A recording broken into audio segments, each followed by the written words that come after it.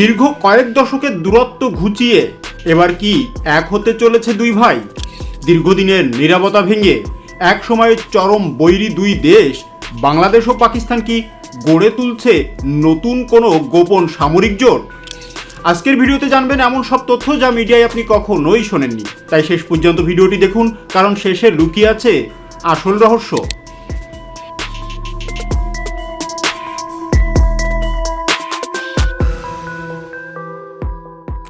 সম্প্রতি বিভিন্ন আন্তর্জাতিক গণমাধ্যম এবং গোয়েন্দা সূত্রের বরাত দিয়ে চাঞ্চল্যকর তথ্য সামনে আসছে। বলা হচ্ছে, সমুদ্রপথে করাচি থেকে সরাসরি বাংলাদেশে এসে পৌঁছেছে বিশাল এক সামরিক চালান। আর এই চালানে নাকি রয়েছে পাকিস্তানের তৈরি অত্যাধুনিক সব মিসাইল এবং ড্রোন। ভারতের কপালে চিন্তার ভাঁজ ফেলে দিয়ে ঢাকার আকাশে কি তবে উড়তে যাচ্ছে ইসলামাবাদের প্রযুক্তিতে তৈরি যুদ্ধাস্ত্র? কেন হঠাৎ বাংলাদেশের প্রতিরক্ষা ব্যবস্থায় পাকিস্তানের এই বিশাল এন্ট্রি? আজ আমরা ফাঁস করব সেই গোপন চুক্তির নেপথ্যে থাকা আসল কাহিনী।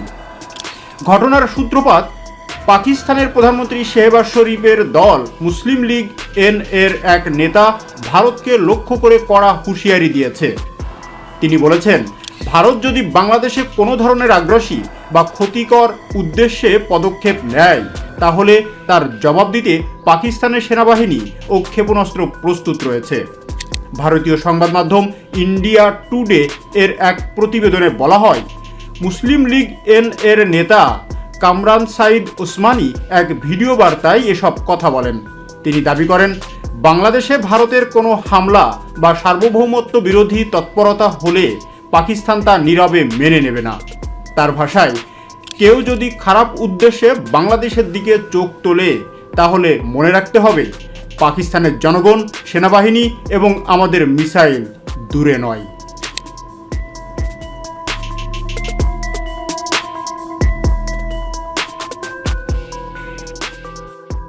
উসমানী আরও বলেন, ভারত যদি বাংলাদেশে তথাকথিত অখণ্ড ভারত ধারণা চাপিয়ে দেওয়ার চেষ্টা করে, তাহলে পাকিস্তান তা সহ্য করবে না। তার অভিযোগ, সীমান্ত এলাকায় বিএসএফ বাংলাদেশকে নানাভাবে উত্ত্যক্ত করছে এবং দেশটিকে একটি নির্দিষ্ট রাষ্ট্রীয় আদর্শের দিকে ঠেলে দেওয়ার চেষ্টা চলছে। এই বক্তব্যের পাশাপাশি তিনি বাংলাদেশ ও পাকিস্তানের মধ্যে সামরিক সহযোগিতা জোরদারের আহ্বান জানান। তার প্রস্তাব অনুযায়ী দুই দেশের মধ্যে একটি সামরিক জোট গঠিত হওয়া উচিত এবং প্রয়োজনে একে অপরের ভূখণ্ডে সামরিক ঘাঁটি স্থাপনের কথাও বিবেচনা করা যেতে পারে। তিনি দাবি করেন, অতীতেও পাকিস্তান ভারতকে কঠিন পরিস্থিতিতে ফেলতে সক্ষম হয়েছে এবং প্রয়োজন হলে ভবিষ্যতেও তা করা হবে। ওসমানীর মতে, বাংলাদেশ ও পাকিস্তানের মধ্যে সামরিক জোট গড়ে উঠলে দক্ষিণ এশিয়ার আঞ্চলিক শক্তির ভারসাম্যে বড় ধরনের পরিবর্তন আসতে পারে। তবে দীর্ঘ সময় পর পাকিস্তানের করাচি বন্দর থেকে সরাসরি একটি বিশাল কার্গো জাহাজ এসে ভিড়ে বাংলাদেশের চট্টগ্রাম বন্দরে। আপাতত দৃষ্টিতে একে সাধারণ বাণিজ্যিক লেনদেন বলা হলেও এর ভিতরে কি ছিল তা নিয়ে শুরু হয়েছে তোলপাড়।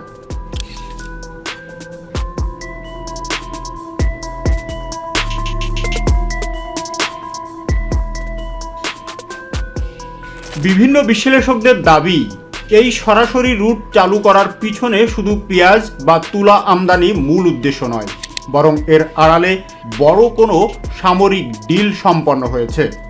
গোয়েন্দা সংস্থাগুলোর দাবি, এই জাহাজে করেই আনা হয়েছে পাকিস্তানের বিশেষায়িত ড্রোন প্রযুক্তি এবং ভূমি থেকে আকাশে নিক্ষেপযোগ্য মিসাইল সিস্টেম। এখন প্রশ্ন হলো, বাংলাদেশ কেন হঠাৎ পাকিস্তানের দিকে ঝুঁকছে? বিশেষজ্ঞরা বলছেন, প্রতিরক্ষা খাতে একক কোনো দেশের উপর নির্ভরতা কমিয়ে বৈচিত্র্য আনতে চায় বর্তমান বাংলাদেশ, আর সেই সুযোগেই মাঠে নেমেছে পাকিস্তান।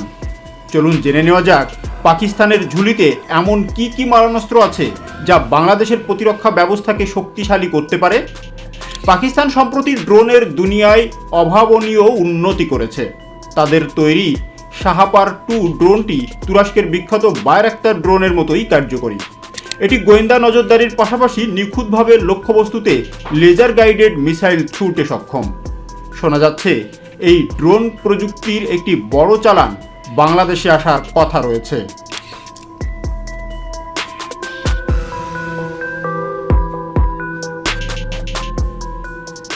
পাকিস্তানের এই মিসাইলটি নিচু দিয়ে উড়ে গিয়ে রাডারকে ফাঁকি দিয়ে শত্রুর সীমানায় আঘাত করতে পারে। বাংলাদেশের উপকূলীয় প্রতিরক্ষা ব্যবস্থায় এটি যুক্ত হলে সমুদ্র সীমায় অপ্রতিদ্বন্দ্বী হয়ে উঠবে ঢাকা। পাকিস্তানের এই মাল্টি লঞ্চ রকেট সিস্টেমটি কয়েকশো কিলোমিটার দূরের লক্ষ্যবস্তুতে মুহূর্তের মধ্যেই ধ্বংস করে দিতে পারে। ফাতাহ 2 হল পাকিস্তানের তৈরি একটি গাইডেড আর্টিলারি রকেট সিস্টেম। পাকিস্তানের সেনাবাহিনী কর্তৃক 2021 সালের ডিসেম্বরে প্রথম আনুষ্ঠানিকভাবে ক্ষেপণাস্ত্রটি পরীক্ষা করা হয়। এটিকে ফাতাহ 1 সিস্টেমের একটি আপগ্রেড সংস্করণ হিসাবে বিবেচনা করা হয়, যার পরিসর বর্ধিত এবং আরও নির্ভুল। ফাতাহ 2 ক্ষেপণাস্ত্রের আনুমানিক পাল্লা প্রায় 250 থেকে 400 কিলোমিটার।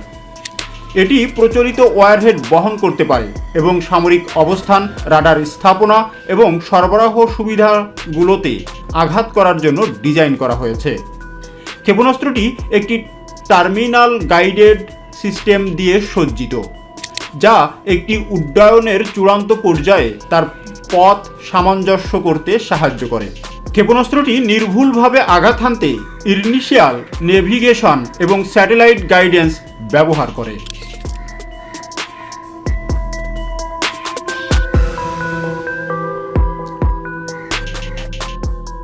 এই অস্ত্রগুলো যদি সত্যি বাংলাদেশের হাতে আসে, তবে দক্ষিণ এশিয়ার সামরিক ভারসাম্য পুরোপুরি বদলে যাবে। বাংলাদেশ তখন আর কোনো নির্দিষ্ট দেশের চাপের মুখে মাথা নত করবে না। বাংলাদেশ ও পাকিস্তানের এই মাখামাখি সবচেয়ে বেশি চিন্তায় ফেলেছে দিল্লিকে।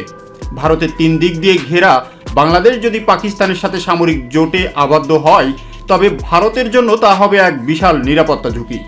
বিশেষ করে চিকেন স্নেক বা শিলিগুড়ি করিডর নিয়ে ভারত আগে থেকেই সতর্ক।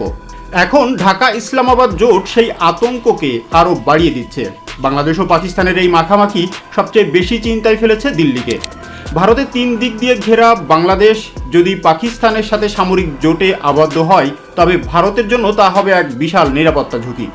বিশেষ করে চিকেন স্নেক বা শিলিগুড়ি করিডর নিয়ে ভারত আগে থেকেই সতর্ক। এখন ঢাকা ইসলামাবাদ জোট সেই আতঙ্ককে আরও বাড়িয়ে দিচ্ছে।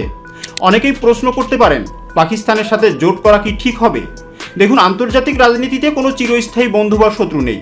বর্তমান বিশ্ব পরিস্থিতির প্রেক্ষাপটে বাংলাদেশ নিজের জাতীয় স্বার্থকেই প্রাধান্য দিচ্ছে।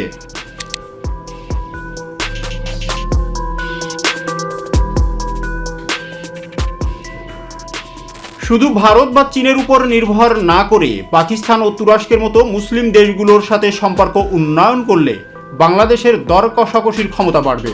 পাকিস্তান তার সামরিক প্রযুক্তির অনেক কিছু বাংলাদেশের সাথে শেয়ার করতে আগ্রহী, যা হয়তো অন্য দেশগুলো সহজে করবে না। দক্ষিণ এশিয়ার একক আধিপত্য বন্ধ করতে এই ধরনের গোপন জোট কৌশলগতভাবে অত্যন্ত গুরুত্বপূর্ণ। পাকিস্তান থেকে মিসাইল বা ড্রোন আসা নিয়ে এখনও কোনো আনুষ্ঠানিক ঘোষণা আসেনি, তবে ধোঁয়া যখন উঠছে তখন আগুন নিশ্চয়ই কোথাও না কোথাও আছে। করাচি টু চট্টগ্রাম রুট এবং বর্তমান সরকারের কৌশলগত অবস্থান ইঙ্গিত দিচ্ছে যে বড় কিছু একটা ঘটতে যাচ্ছে। বাংলাদেশ কি পারবে নিজের সার্বভৌমত্ব বজায় রেখে এক নতুন শক্তিশালী সামরিক শক্তি হিসাবে আত্মপ্রকাশ করতে? পাকিস্তান কি পারবে দীর্ঘদিনের দূরত্ব কাটিয়ে সত্যিকারের বন্ধু হয়ে উঠতে? আপনাদের কি মনে হয়, এই গোপন জোট কি ভারতের জন্য হুমকি নাকি বাংলাদেশের জন্য আশীর্বাদ? আপনাদের মতামত আমাদের কমেন্টস বক্সে জানান। আপনি কি মনে করেন, আমাদের সেনাবাহিনী যে কোনো হামলা মোকাবেলায় প্রস্তুত? আমাদের চ্যানেলটি সাবস্ক্রাইব করুন এবং এই ধরনের আরও গভীর বিশ্লেষণমূলক ভিডিও পাওয়ার জন্য চ্যানেলটি সাবস্ক্রাইব করে বেল আইকনটি প্রেস করতে ভুলবেন না। খুব শীঘ্রই দেখা হবে আপডেটেড কোনো বিষয় নিয়ে। ধন্যবাদ।